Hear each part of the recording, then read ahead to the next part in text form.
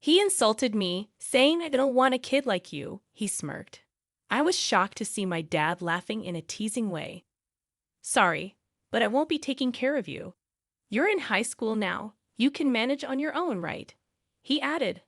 I'm running off with my lover, so don't try to contact me again. Right after my mom's passing, my dad skipped her funeral and revealed he was running away with his girlfriend. I was deeply disappointed with him, and I didn't feel like stopping him. Go ahead. I won't reach out to you, thanks. He left the house, saying, I'm fortunate to have an understanding daughter like you. I believed we'd never cross paths again. Despite what a lousy father he was, I felt almost relieved to be free of him. Surprisingly, just 3 days later, I received a relentless call from him. I considered ignoring it but chose to pick up. Who is this?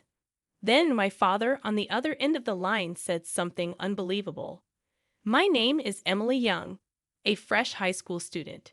You might think I'm enjoying the typical high school life, but my home situation is far from ideal, all because of my father. He was a well-educated, leading accountant, often the subject of envy. However, his true character wasn't admirable. He had a habit of looking down on those with less education, including my mother, who only finished high school. He frequently belittled her, saying, a high school diploma is embarrassing. Without me, you couldn't survive in front of me.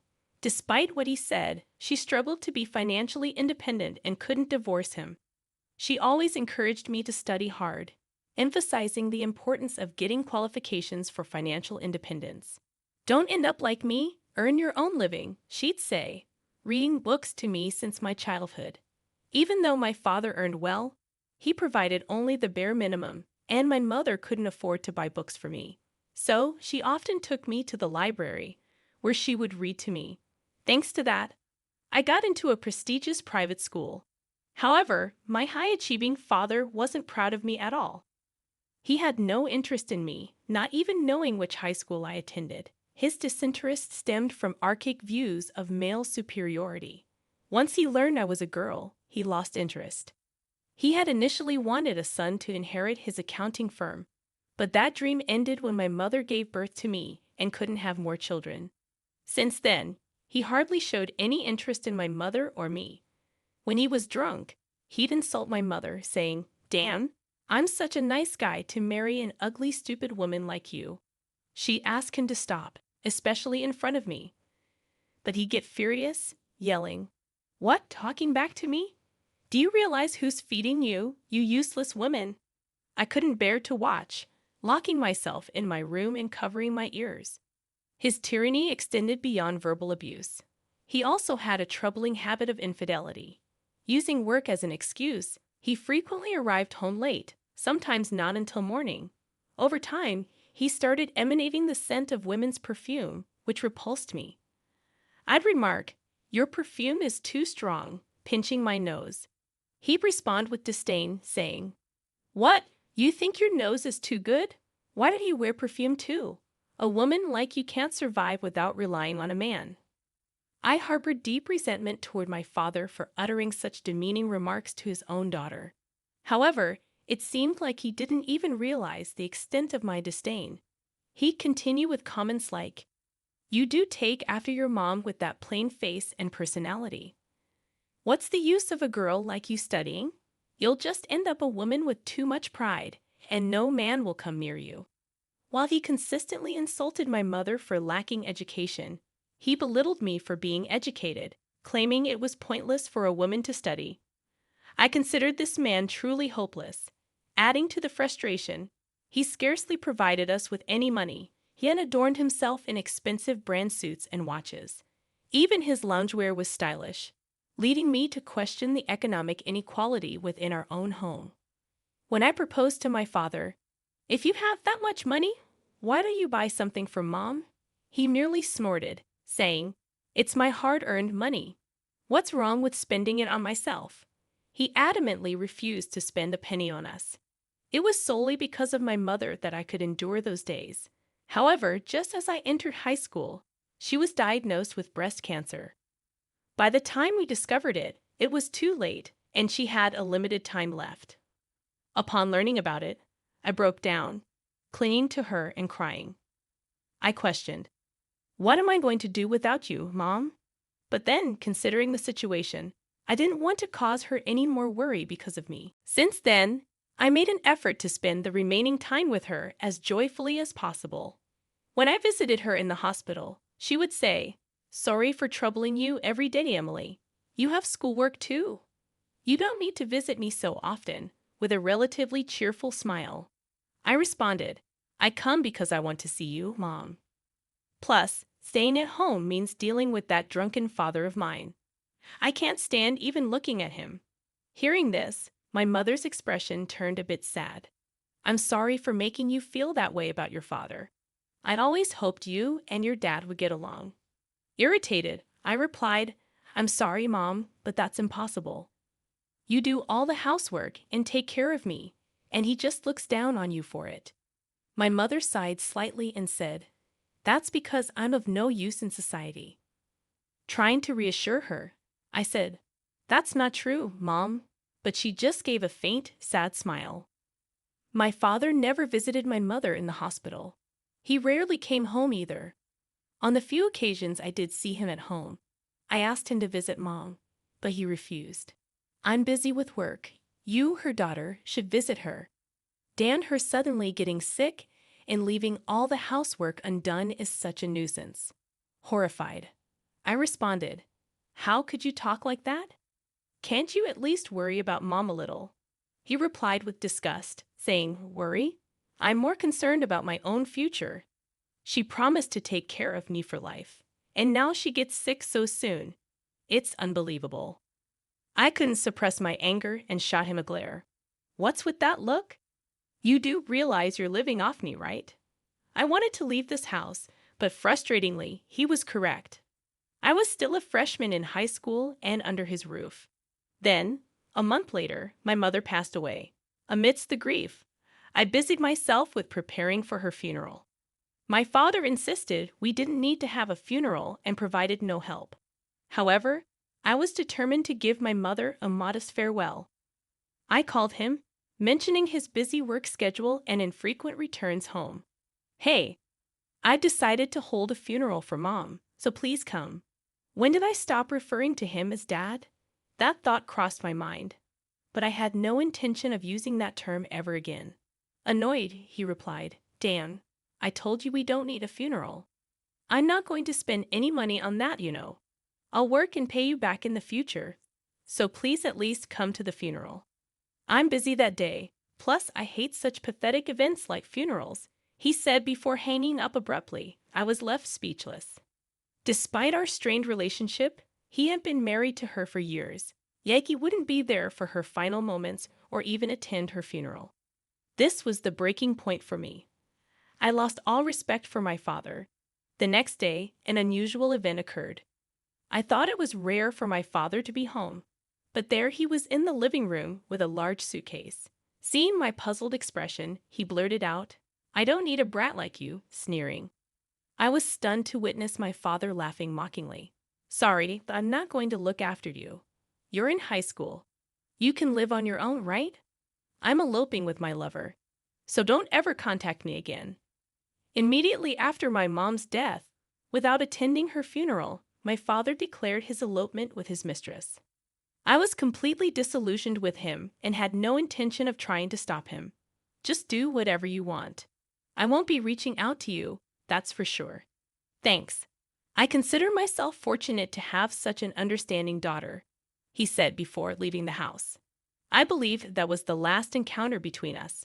Strangely, despite how awful he was as a father, I felt oddly relieved to be free of him. However, just 3 days later, I received a persistent call from him. Initially contemplating ignoring it, I eventually decided to answer. "Who is this?"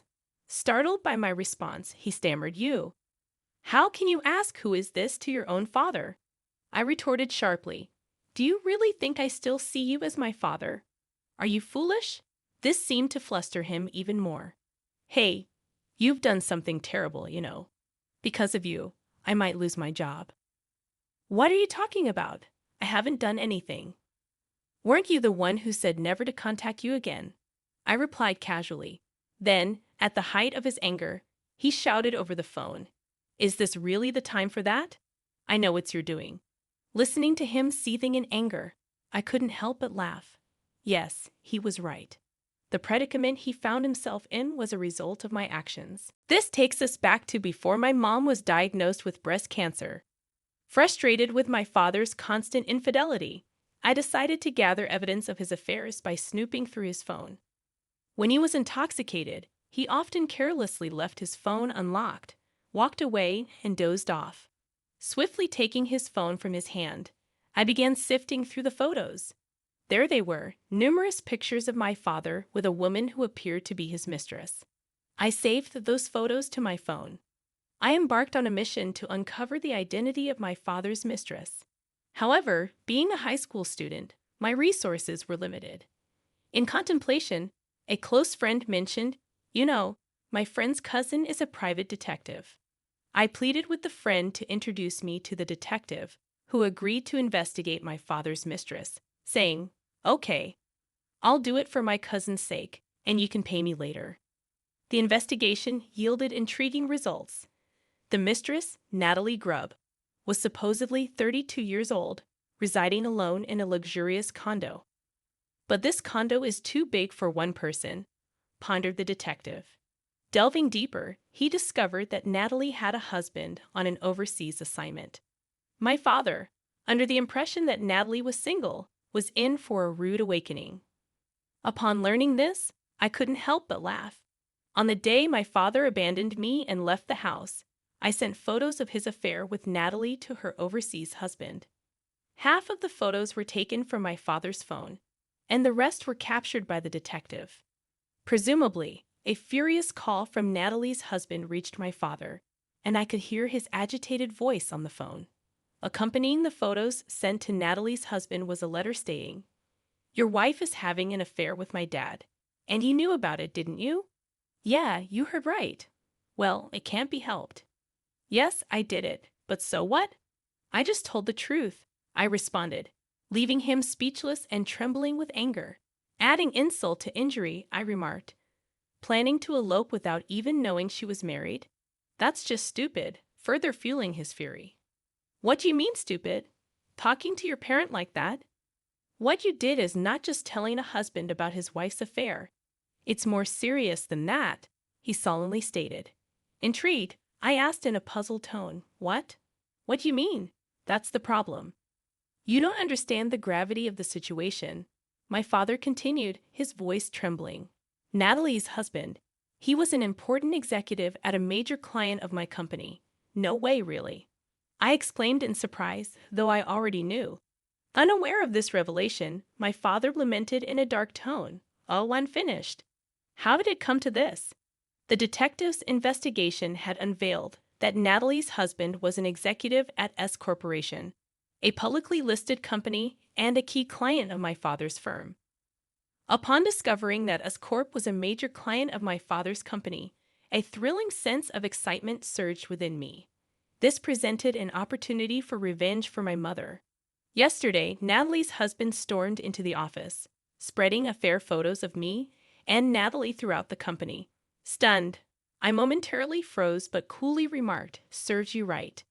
Quiet. You have no idea how much contempt I face from my employees. Me, the president, being ridiculed by those lower-level employees. It's humiliating. I couldn't suppress a laugh at his words. My father, always proud and condescending, was now scorned by his own employees. The irony was palpable. Soon, the president of S Corp contacted us, announcing the termination of their business relationship. Wow, that's serious. You really don't get it, do you? It's not just that. After S Corp pulled out, all my employees submitted their resignations. His words left me in shock. Everyone. Why would they do that? Because without S Corp, my company is finished. Is that so? My father's accounting firm, a small office with about 5 employees, relied heavily on revenue from S Corp. Frustrated with my father's tyranny, the employees likely decided to leave en masse once S Corp withdrew. Although surprised at the extent of the situation, It felt like just desserts given my father's actions. Natalie had left him, his employees were gone, and my father was now utterly alone. Despite his previous indifference to my mother and me, it turned out he was vulnerable to loneliness, which probably explained his repeated infidelity. Suddenly feeling lonely, he made an outrageous proposition. Well, it's fine. I was thinking of coming back home anyway. What do you mean? Well, I've broken up with Natalie, and I'm all alone now. I thought I'd come live with you. His audacious suggestion disgusted me. How could he have the audacity to return now? Living together harmoniously was impossible after everything. There's no way I'm living with you. I don't want to live with you at all. I flatly rejected his proposal. Unmindful of my disdain, he clung to the idea. Don't be so stubborn. You're still in high school, aren't you? Still a child. You should want to live with your parent, right? His statement was audacious, especially after claiming I could live on my own because I was in high school. How can he shamelessly say such a thing? Unfortunately for you, I can live just fine without you. In fact, my life would be a mess with you around. So don't you dare come back, I declared, and he grew angry. What are you talking about? That house you're living in is my house. It's only natural for me to return. No matter what you say, I'm definitely coming back. Faced with this reality, I had no choice but to concede. That's true. This house is in my father's name. So, I don't have the right to refuse him. That's true. I reluctantly conceded. Upon hearing my resigned response, he sounded relieved. Right. So from now on, let's live together as a family, just you and me. In response to his cheerful suggestion, I coldly retorted, no, it's fine. I'll be leaving. What? What do you mean? Where are you planning to go? My father asked, surprised. I'm going to my grandparents' house in Nebraska, living with you. No thanks. It's my mom's parents' place. Anticipating my father's potential return to this house after learning about Natalie being married, I had already contacted my maternal grandparents in Nebraska as a precaution. They readily agreed to take me in. My father's parents, much like him, were selfish and unmanageable, so I barely kept in touch with them. Hearing this, my father sounded troubled. Don't say that. We're the only family we have. I'll change my ways. Let's live together, he insisted. But I said, I know what you're up to. You just want me to take care of you, right? You're just worried about being alone and dying alone, I accused him. No, that's not true. Look, you said you want to go to college, right? I'll pay for it. If you don't live with me, I won't pay. Are you okay with that? Faced with his intimidation over the phone, I replied simply, I'm fine with it. What? Don't be so stubborn. Planning to work part-time while attending college. It's hard, you know. Just give up on that idea. As usual, my father belittled me. But I informed him, I have the life insurance money that Mom left me. He sounded completely taken aback. Life insurance? You mean she had a policy? Yes. After my mother passed away, she had made sure I wouldn't struggle financially by taking out a life insurance policy. She had become ill after giving birth to me, and that's when she started worrying about what would happen to me if she fell ill again and left me alone. My father had no interest in me since then, and his infidelity was rampant. She was worried that after she was gone, he wouldn't provide me with enough money for college or even basic living expenses. So she managed with the meager allowance my father gave and did some work from home without him knowing, just so she could pay for the insurance. Wait a minute. Where did the money for that insurance premium come from? She was just a housewife, right? So does that mean she used my money to pay for it? My father, stingy as ever, questioned. If she took out insurance with my money, then I should get the payout, right? I couldn't believe he'd think there's a law for that. But I told him, no, you're wrong. Mom was working from home while being a housewife. She used that money for the insurance. What? My father, who had lived as he pleased, didn't want my mother working outside and never allowed her to even have a part-time job. So she chose work she could do from home and earned a small income without him knowing. Hearing this, he muttered, I've been deceived. She was doing all that behind my back. I couldn't hold back my anger at his words. Deceived. Really? Can you believe it? She struggled so much because you only gave her the bare minimum to live on. All my clothes were bought from auction sites. I never got new clothes. I don't think she ever spent money on herself. He was silent, unable to make a sound. And yet, you are out there splurging on brand-name goods and luxury items, enjoying life alone. You're the worst. But I had to spend on my appearance for work. Those extravagances you're talking about, they were for entertaining clients, he tried to justify. But I wasn't fooled. Sure, there were some client entertainments. But I also knew about the trips and lavish meals he enjoyed with his mistresses, while never giving a single gift to my mother or me. Recalling all this thoroughly disgusted, I said, "That's enough. I've lived with you for over a decade. I know what kind of person you are. Sorry. But don't ever contact me again," I said sharply. Despite my father raising his voice, saying, "Wait," I didn't care and hung up the phone. Following that, it appears my father's company faced rapid bankruptcy. He had been misusing the company's funds for personal gain, relying on revenue from S Corporation. Once the ties with S Corporation were severed, his company swiftly crumbled financially and declared bankruptcy. Post-bankruptcy, job opportunities eluded my father, and his income plummeted. The industry quickly caught wind of rumors about his affair with the wife of an executive at S Corporation, severely damaging his reputation. Despite his pride, my father, unable to offer apologies, struggled in sales and found himself adrift. Eventually, he couldn't meet mortgage payments and had to relinquish the house. Turning to his own parents for assistance proved futile, as they rejected their selfish son. Disowning him, they declared, "He's no longer our son." Socially and financially ruined, having lost home, family, and mistress, my father now lives on the streets. Unaccustomed to failure, he appears mentally fragile and incapable of reintegrating into society. On my part, after my mother's memorial service, I relocated to Nebraska to live with my grandmother, gradually settling into a more stable life. Much like my mother, my grandmother is kind and an excellent cook, providing me with a more comfortable life than my time at my parents' house. During my days off, I visit my mother's grave with my grandmother, savoring Mont Blanc's cake, her favorite.